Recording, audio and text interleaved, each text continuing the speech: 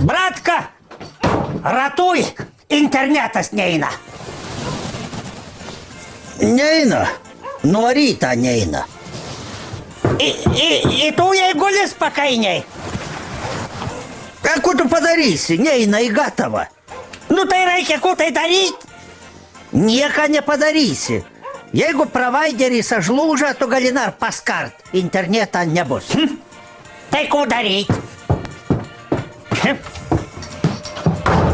Ko daryt? Gulėt.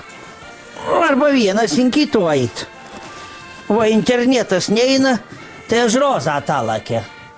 Pusį metų buvau nematys gyvą. Nu, padabot, mažai jau eina.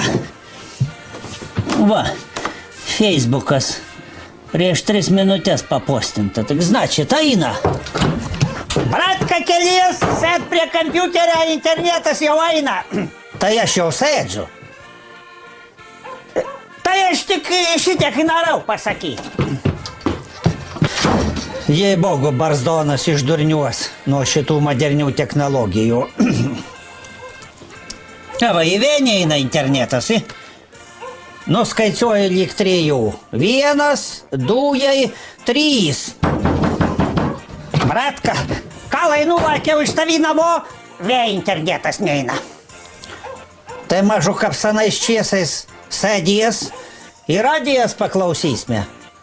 Kada paskutinį ros Rupeikas ar iš Kautska komentarus girdėjai? Nu jau, bro, neatsimenu net. Gal jau ir radijas namie neturiu. Bet žinai, gal, bro, lakiu namo, mažu jau internatas eina. Nu, lėk, dabai.